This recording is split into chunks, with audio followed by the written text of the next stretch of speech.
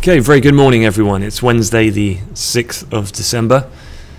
So to give you an overview of the things we're going to discuss, we've had a weaker opening in the equity market, UK and Europe, following on from some downward performance that we've had in Asia Pac session following the lower close on Wall Street. So we'll have a look at some of the reasons behind that market activity.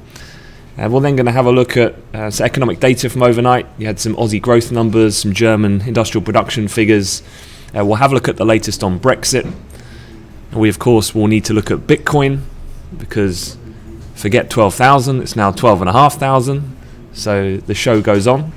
And then we'll have a look at the calendar and some of the things that we're looking out for the rest of the session. So just getting things underway, let's have a look at the charts this morning. And looking at the close on Wall Street last night, you know, if you remember, the kind of stat we've mentioned a couple of times over recent weeks and months has been the really lack of volatility in the market, with the average percentage day-to-day kind of movement in the S&P as small as around less than 0.2% for the entirety of 2017.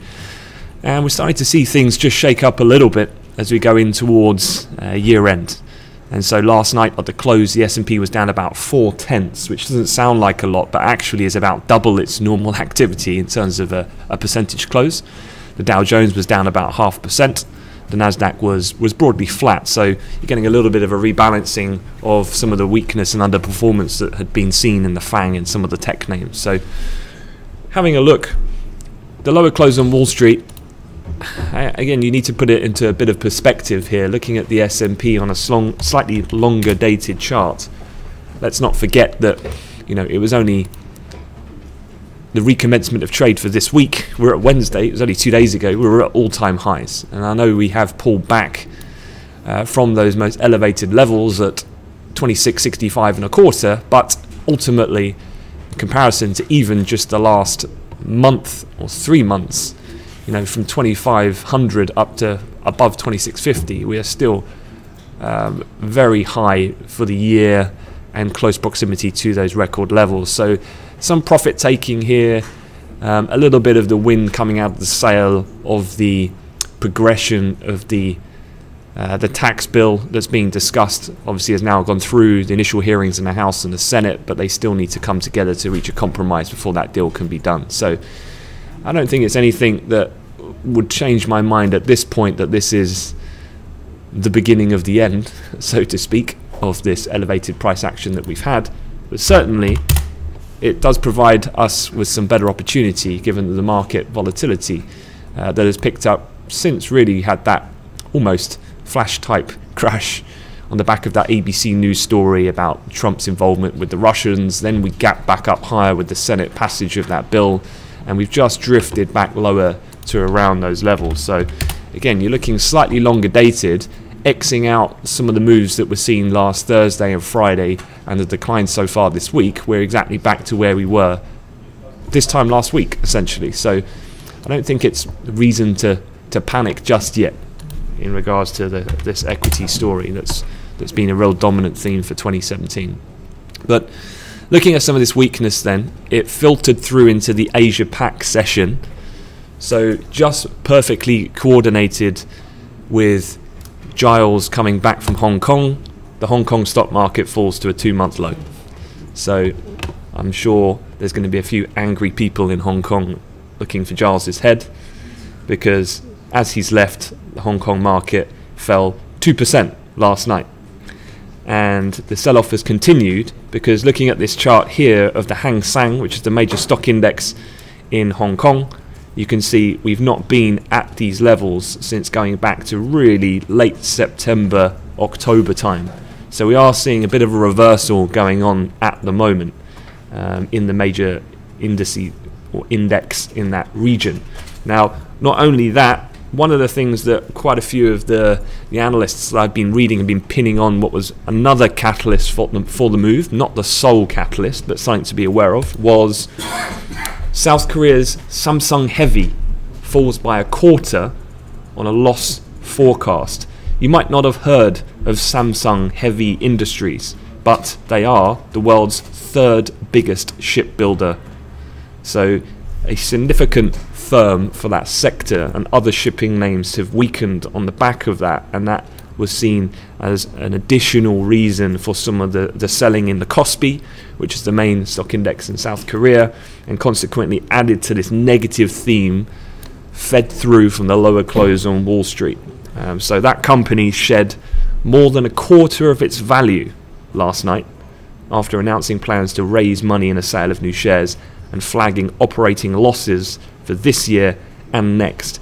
And obviously when you start talking about kind of industrial-led specific equity names, it's pretty similar to the classic example in the US would be Caterpillar, which people often look to as a bellwether for kind of underlying sentiment in terms of growth and appetite going forward and performance of the economy, given obviously demand for those products is only really when we're in good economic times is the kind of overall view.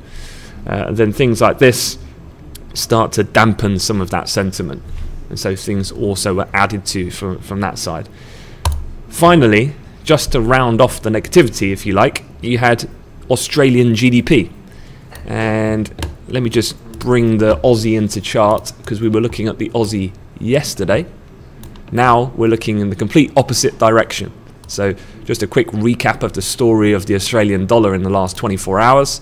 Retail sales, we shot higher. We got above, just on that far left, the Friday high in the currency. We then had some hawkish tones in some accompanying commentary from the RBA governor, and we peaked up at 76.53. Drifted lower through the session yesterday and came back to pretty much settle where we were before that data. But here, a large degree of volatility was seen overnight, and the predominant move has been one of a weakening Aussie dollar. The reason: Australian GDP has come out weaker than expected. Now, don't get me wrong, it wasn't a huge miss, but certainly enough to initiate a pretty fast money move. The Australian economy advanced 0.6% in the September quarter of 2017. This was against expectations of 0.7%. Positive contributions from non-dwelling construction and changes in inventories were unable to offset weaker domestic demand and foreign trade. So those latter points just capturing a bit of attention. So that was the story overnight, and what's happened then this morning is a gap low in the DAX. You can see here from last night's close, the Eurex at 9 o'clock, reopening then at 7 a.m. this morning, pretty much at those lows which were supported around S1 on the daily pivots yesterday. And after the flurry of price action at the open, as we react to that negative development overnight in global kind of price action, we shot lower, came back up to S1 for then the next push to the downside, and we've seen some additional volatility going through the cash open, but overall down a fairly large amount this morning in the futures market. I guess on the downside, areas to watch are if we can have another retest of that initial low printed a short while ago down at 12,860.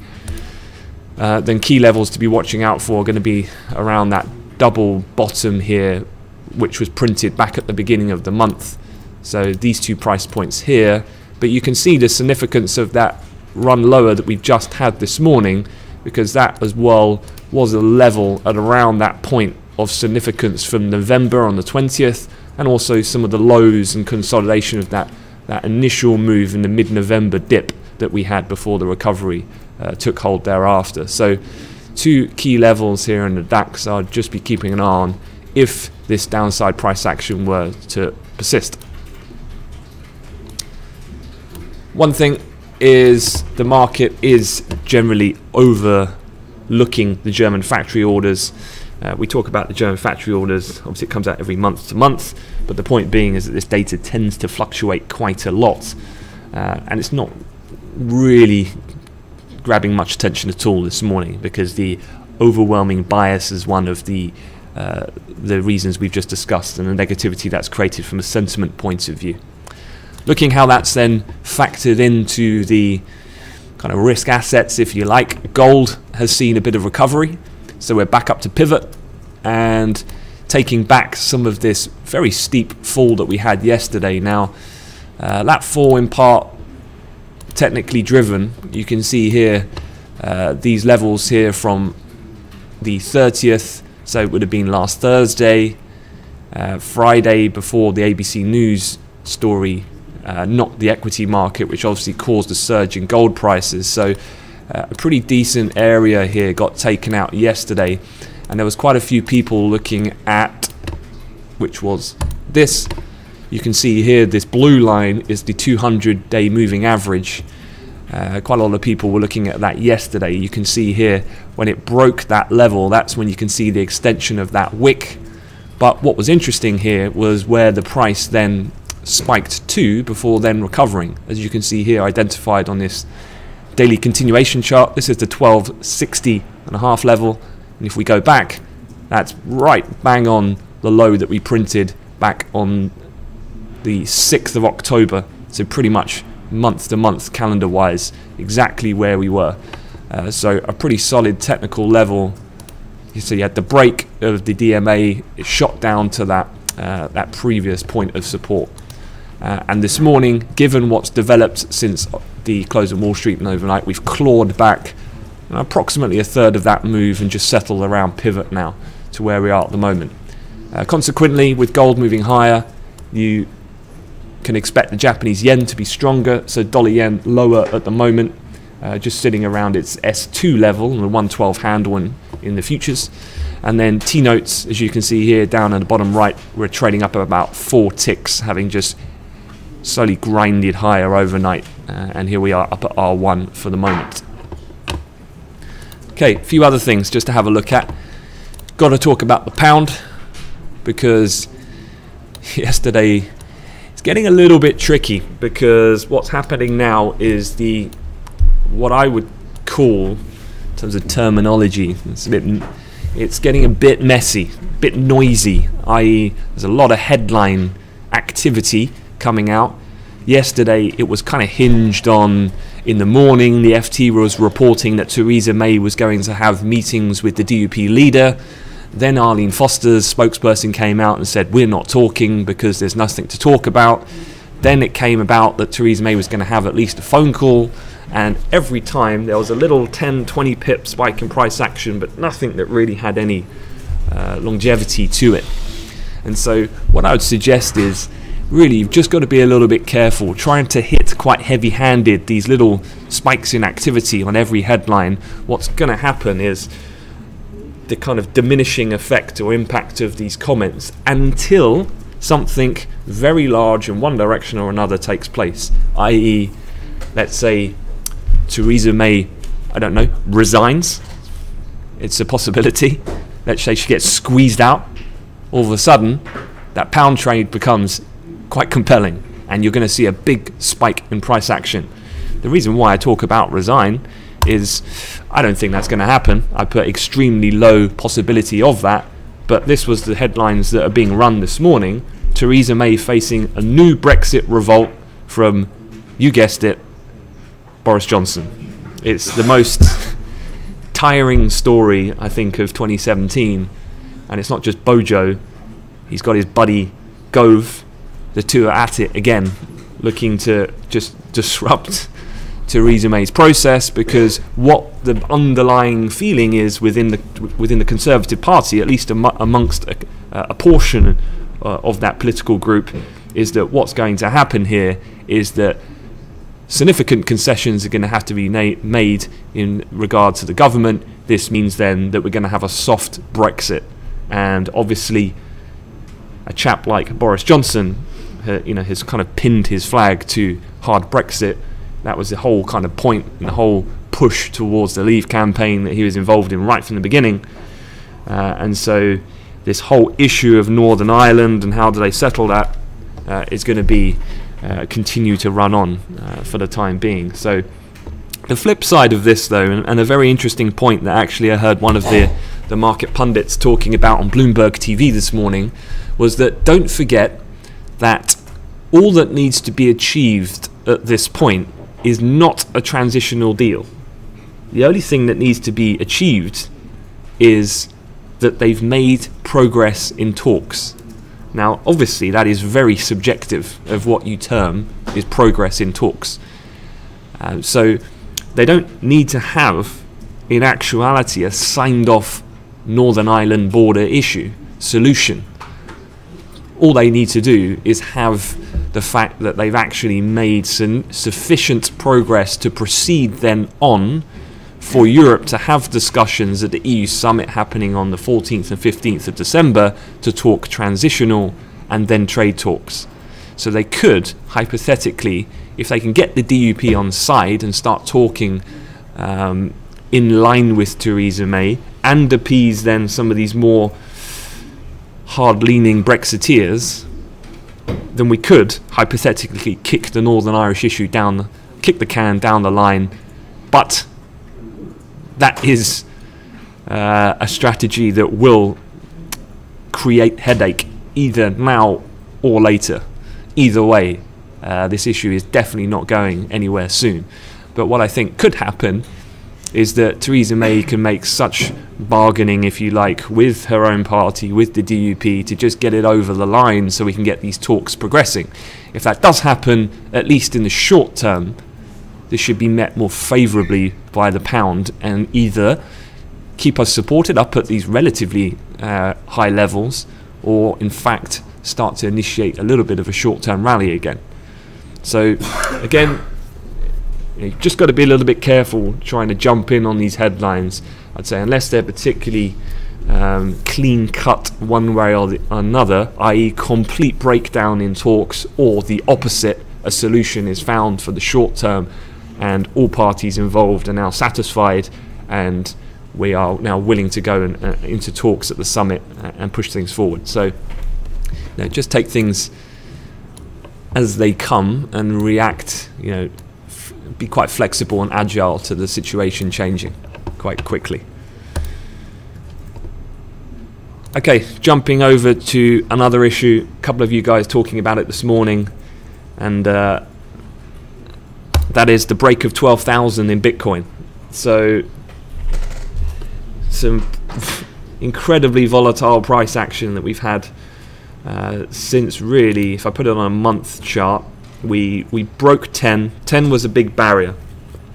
Since 10, certainly the volatility has definitely picked up pace. We shot higher to 11,500, and if you remember, that was when we then dumped 21%. We fell all the way back down to kind of 9,300 territory. Since then, we got up to 11,000, then we got up close to 12, and now we smashed through 12,000. We've peaked up at nearly 12,500. So the phenomenon that is Bitcoin continues, and this was one of the things I wanted to show you and see what your guys' thoughts are. This is something I think Will's shared before, but I'd be interested to see where you think we are currently, if at all, in the stages of a bubble. So what I'm looking at here is valuation on the left hand side, and on the bottom I'm looking at the timeline as your axis. What you're looking at here is the dotted line is the mean, i.e. the gradual progressiveness of the asset, let's say appreciating over time. And here you've got the stealth phase, the awareness phase, the mania phase, and then the blow off phase. So where do you guys, just in the chat room, where do you think we are at the moment in terms of Bitcoin?